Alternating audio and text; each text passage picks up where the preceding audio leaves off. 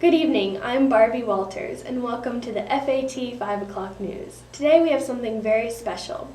We have an expert on epic poetry who is here to talk to us about a book that was recently placed on the banned books list for supporting ideas that are known to uproot the pillars of consumerism that are essential to the American dream and way of life.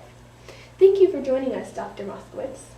Thank you, Barbara, for the opportunity. I've studied this book for over 35 years and in over 76 different languages. And to those who aren't familiar with this work, the author writes himself into the story, in which he journeys into hell.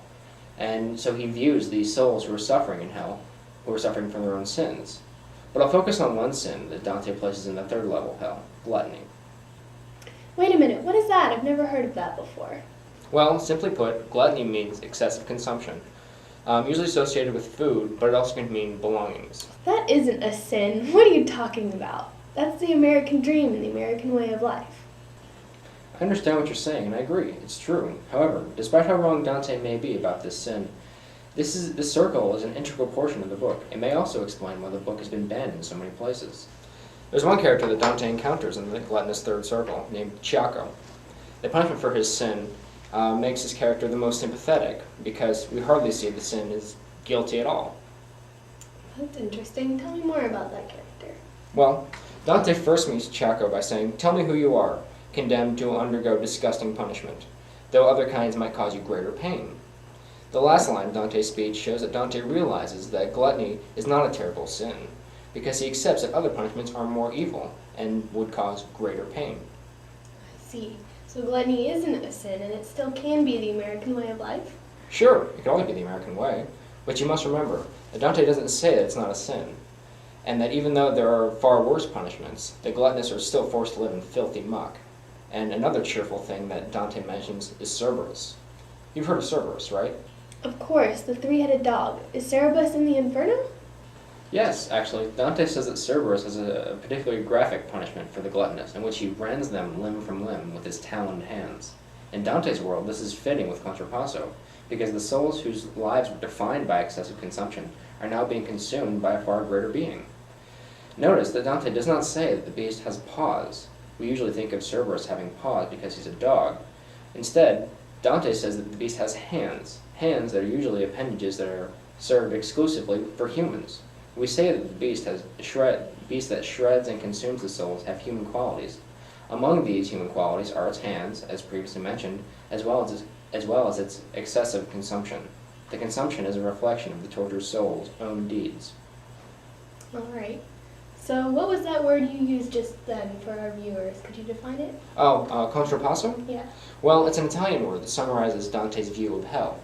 It basically means that instead of being punished for your sins, you're punished by your sins. So, just like in the situation with gluttony, you aren't being punished for being gluttonous, you're punished by something that is gluttonous, Cerberus. Okay. Well, thank you, Dr. Moskowitz, for that enlightening review. We should all be very thankful that we know that our way of life isn't sinful. Speaking of which, we have to take a quick commercial break, but make sure you be a good patriot and buy often and buy a lot.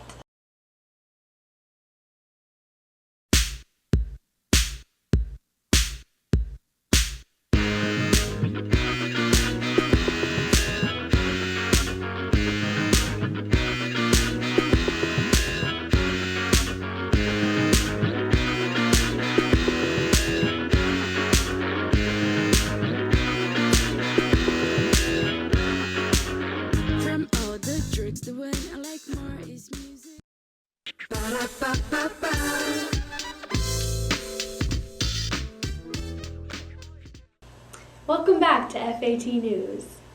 The average single-family home has increased from 983 square feet in 1950 to 2,349 square feet in 2004, despite the fact that average family sizes are decreasing. As we know, a big house is all part of the American dream. Earlier today, I visited some of the biggest, most beautiful million-dollar mansions in our area. Take a look.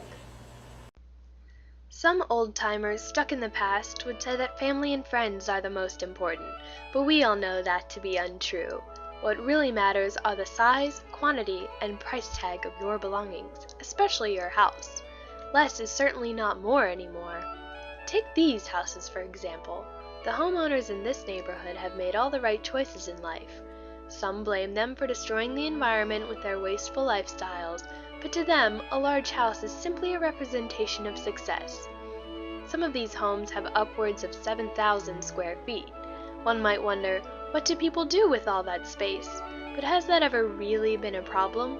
The answer is no, and if they do need to fill up those empty rooms, all they have to do is go buy more stuff.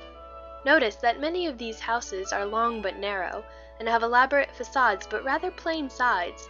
That's because it's what people see that counts. Why waste any precious money on anything but the front? The outward appearance is all that matters. And of course these houses are close enough together that you'll be able to see when your neighbor buys a new SUV, so you can buy a bigger one. When people living in these affluent neighborhoods want to take a break from watching movies in their personal theater, they can go outside and enjoy some fresh air with a game of golf. Even the local McDonald's has columns, a symbol of wealth. After you've got your monster mansion, the next step to fulfilling the American dream is getting one of these giant SUVs. What better way to show off your patriotism than to display the American flag on your Hummer? The huge car is certainly a trademark of the American dream.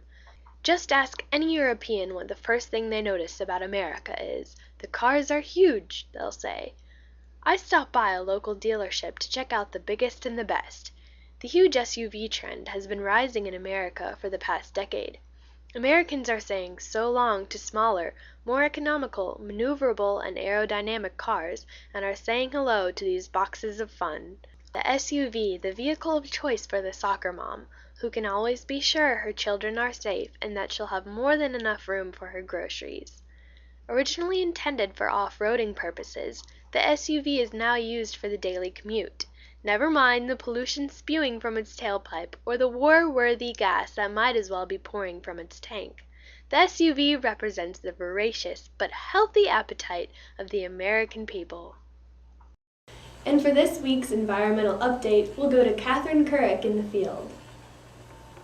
Thanks, Barbie. As you can see, I'm standing here in a local parking lot because these babies are what we need to be thanking. Did you know Americans count for 5% of the world's population? However, we consume 26% of the world's energy, or that America uses 5 times more energy per person than any other typical developing country? Impressive, I know. And in 1997, U.S. residents consumed an average of 12,133 kilowatt per hour of electricity each, almost 9 times greater than the average of the rest of the world.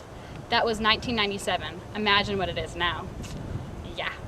You may wonder why I'm telling you about these facts. Maybe because I'm trying to scare you or trying to get you to consume less. Wrong. I'm telling you about all these facts because I'm proud of you, America. We're number one. Number one. We consume the most because we're the best. There's no such thing as too much. Let's be honest, we're never going to run out of energy. We've got an infinite amount of fossil fuels, so let's embrace it. Consume all you want, America. Let's stay number one. Well, that's our show for tonight.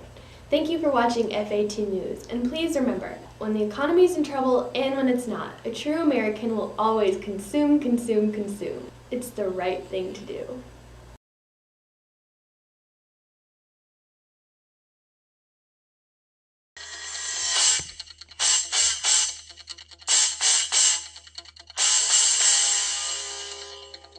Welcome, ladies and gentlemen, to the first inaugural free period donut eating contest.